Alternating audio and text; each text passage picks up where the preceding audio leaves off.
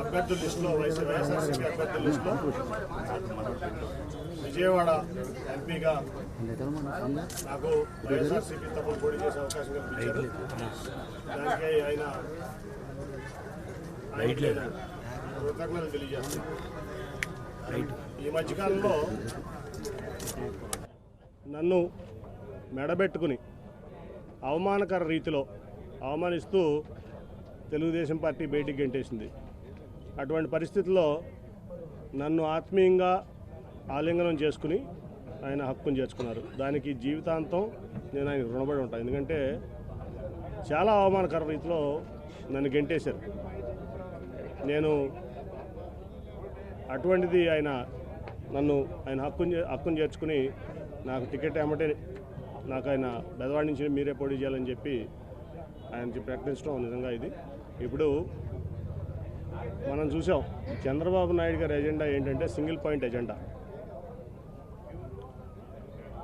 ఆయన కుమారుడు లోకేష్ గారిని ముఖ్యమంత్రి చేసుకోవడం తప్ప ఆయనకి వేరే ఏం ఎజెండా లేదు.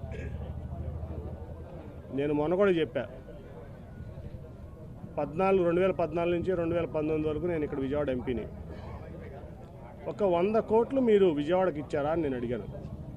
100 కోట్లు సెంట్రల్ గవర్నమెంట్ ఫండ్స్, నేను తెచ్చిన ఫండ్స్ తప్ప ఒక 100 కోట్లు విజయవాడకి ఇచ్చారని నేను చంద్రబాబు నాయుడు గారిని పబ్లిక్గా ప్రశ్నించాను.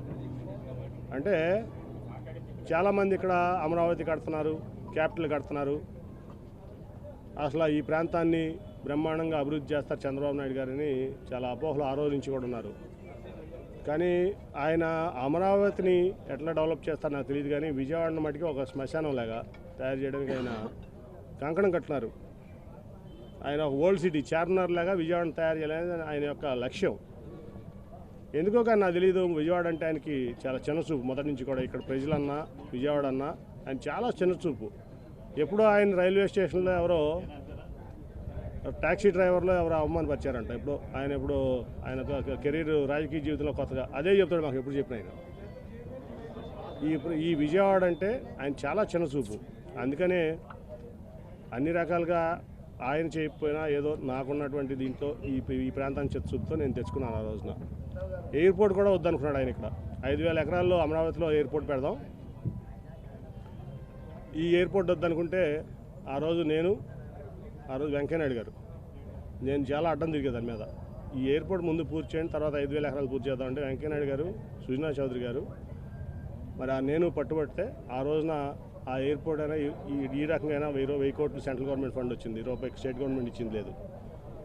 అంటే నేను ఈ ప్రాంతంలో రాజధానికి వ్యతిరేకం కాదు. నేను మొదటి నుంచి రాజధాని రైతులు నా దగ్గరికి వచ్చినప్పుడు కూడా చెప్పా, నేను ఈ ప్రాంతంలో రాజధాని ఉండడానికి వ్యతిరేకం కాదు. కట్టుకోండి రాజధాని. మీకు కృష్ణానది దాటిన తర్వాత మరి ఆ వారధి అవతల నుంచి కాజ వరకు మీకు కావాల్సిన సెక్రటరియేటో లేకపోతే కౌన్సిలో లేకపోతే అసెంబ్లీలో హైకోర్టులో ఇప్పుడు కట్టారు కదా, టీడీపీ ఆఫీస్ కట్టారు, డీజీపీ ఆఫీస్ కట్టారు.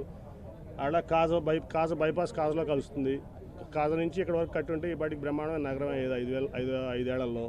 అది కట్టకుండా ఎక్కడో 55,000 ఎకరాలు 33,000 ఎకరాలు రైతులను మోసం చేసి వాళ్ళ రైతుల్ని రోడ్డు మీద పడేసి ఆయన ₹1 కూడా ఆవిడ గాజులు తీసి ఇచ్చింది, మా దగ్గర డబ్బులు లేవని చెప్పి. అమరావతి ఫండ్ అనమాట. వాళ్ళ రైతులు ఎకరానికి 10,000 వేసుకుని వాళ్ళు బాగు చేసుకుంటున్నారు. వాళ్ళు కోట్లు ఇబ్బంది పడుతున్నారు. అంటే నేను చెప్పేది ఏంటంటే, నువ్వు ఆ రోజున రాజధాని పెట్టాల్సింది కృష్ణానది వారధి దాటిన తర్వాత కాజ మధ్యలో నీకు కావాల్సిన left side 9HP left side right side కట్టుకుంటూ వెళ్తే బ్రహ్మాండమైన గన్నవరం ఎయిర్పోర్ట్ నుంచి గుంటూరు వరకు ఈ ప్రాంతం బ్రహ్మాండం అయ్యేది. నువ్వు నీ అనవసరమైన ల్యాండ్ మాఫియాకి వెళ్లకుండా, దీనికి వెళ్లకుండా నువ్వు పాత అమరావతి నుంచి తెనాలి వరకు మాస్టర్ ప్లానింగ్ ఇచ్చుకుంటే ఇవాళ బ్రహ్మాండంగా ఈ నగరం ఈ ప్రాంతం డెవలప్ అయ్యేది.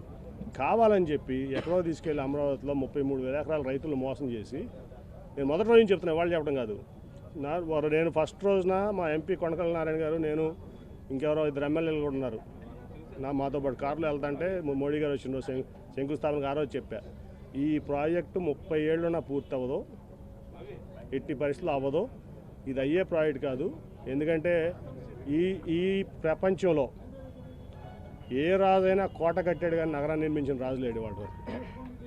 కోట కట్టుకున్నాడు, కోటలో కావాల్సినటువంటి సెక్రటరియట్లో లేకపోతే ఏదో కట్టుకున్నాడు తప్ప ఎవరో కూడా నగరాన్ని నిర్మించిన రాజు లేడు ఇంతవరకు. కాబట్టి అనవసరంగా ఏదో షాజహాన్ తాజ్మహల్ కట్టాడు కాబట్టి ఆ పేరు వచ్చింది. కాబట్టి నేను అమరావతి కడితే ఎవరో అమరావతి అంటే ఎవరు చంద్రబాబు నాయుడు అని చెప్పి కొంతమంది భూమాఫియా దారుల చేతుల్లోకి వెళ్ళిపోయి బాబు కొడుకులు ఇద్దరు కూడా ఈ ప్రాంతాన్ని, ఈ ప్రాంత ప్రజల్ని, అట్లాగే 33,000 ఎకరాలు ఇచ్చిన అమరావతి రైతుల్ని మోసం చేశారు. మీరు అడగండి అమరావతి రైతులు కావాలని. నేను ఈ మాటలు అన్నాను లేదో ఫస్ట్లోనే చెప్పాను. నేను అమరావతి రైతులు నా దగ్గరికి వచ్చేట్లా మోసం ఫస్ట్లో కొంచెం రైతులు ఇబ్బంది పడ్డారని నేను కొంచెం ఎమోషనల్ అయ్యా. ఒక నెల రోజుల తర్వాత ఆలోచించిన తర్వాత నేను చెప్పాను వాళ్ళకి, రైతులు నా దగ్గరికి వస్తే ఢిల్లీ వచ్చినా ఇదంతా చెప్పా, మిమ్మల్ని మోసం చేశారు చంద్రబాబు నాయుడు గారు, అసలు ఇక్కడ రాజధాని తప్పు అని ఆ రోజు నుంచి చెప్తున్నా. రాజధాని ఈ ప్రాంతంలో రావడానికి వ్యతిరేకం కాదు, మీడియాకి చెప్తున్నా, కరెక్ట్గా రిపోర్ట్ చేయండి మీరు చెప్పేది కూడా. లేకపోతే ఆ 5 ఏళ్లలో బ్రహ్మాండంగా ఈ ప్రాంతం ఇక్కడ బ్రహ్మాండం అయ్యేది, అంతా కూడా చక్కగా ఉండేది. నువ్వు 33,000 ఎకరాలు ఇచ్చిన రైతుల్ని మోసం చేసావు, నీ స్వార్థం కోసం ఈ ప్రాంతాన్ని మోసం చేసావు, విజయవాడని పాత నగరంగా చేయాలని చూసావు, ఒక 100 కోట్లు కూడా ఇవ్వలేదు, నీకు చిత్తశుద్ధి లేదు. ఈ ప్రాంతం ఇవాళ చెప్తున్నా నేను, జగన్మోహన్ రెడ్డి గారు మొన్న మాకు హామీ ఇచ్చారు, మాకు అవినాష్కి మేమందరం వెళ్తే హామీ ఇచ్చారు, విజయవాడ అభివృద్ధి నాది గ్యారంటీ, దాంట్లో మీరు ఎటువంటి ఇది అవ్వద్దు. మేము చెప్పాం మాకేం వద్దు సార్ మీ దగ్గర నుంచి విజయవాడ డెవలప్మెంట్ తప్ప ఏమవుద్దంటే మీకేం కావాలో చెప్పండి, నేను విజయవాడ డెవలప్మెంట్ అది ఇస్తానని ముఖ్యమంత్రి గారు చెప్పారు మాకు. కాబట్టి చంద్రబాబు నాయుడు ఈ విజయవాడకి చేసిన ద్రోహం అటువంటిది కాదు. విజయవాడకే కాదు, ఈ విజయవాడ పార్లమెంట్లో 100 కోట్ల రూపాయలు చంద్రబాబు నాయుడు ఎక్సెప్ట్ పుష్కరాలు అప్పుడు తప్ప 100 కోట్లు కూడా ఇవ్వలేదు. ఈ ప్రాంత ద్రోహి చంద్రబాబు నాయుడు, ఎస్పెషలీ విజయవాడకి. ఎందుకంటే నేను విజయవాడ ఎంపీ కాబట్టి విజయవాడ మీద స్ట్రెస్ చేస్తున్నాను. ఒక 100 కోట్లు కూడా 5 ఏళ్ళు ఇవ్వాల. ఏంటి ఈయన ముఖ్యమంత్రి అయితే అమరావతి ఏం చేస్తాడు? రేపైనా సరే ఇప్పుడు పొరపాటున గెలవడు, గెలిస్తే పొరపాటు అంటే అమరావతి అంటాడు. విజయవాడ ఏమవ్వాలి? మిగతా ప్రాంతాలు ఈ రాష్ట్రంలో ఇప్పుడు క్యాపిటల్గా సెక్రటరియట్ కట్టాడు ఆయన. ఎన్నిసార్లు వెళ్ళాను నేను సెక్రటరియట్? ఎంపీ ఆయన మీటింగ్ పిలిస్తే 1-2 సార్లు వెళ్ళాను. నాకేం పని ఉంటుంది సెక్రటరియట్లో? రోజు కామన్ మ్యాన్కి ఏం పని ఉంటుంది? నీకెందుకు అంతంత పెద్ద ఈ ఏదో మాన్యుమెంట్స్? కాబట్టి ఆయన ఈ ప్రాంతానికి ద్రోహి, ఖచ్చితంగా ద్రోహి. ఆయన ఎజెండా ఏం లేదు, ఖచ్చితంగా లోకేష్ని ముఖ్యమంత్రి చేయడం ఆయన ఎజెండా. దానికోసం పవన్ కళ్యాణ్ గారినైనా రేపు మోసం చేస్తాడు, దాంట్లో ఎటువంటి డౌట్ లేదు.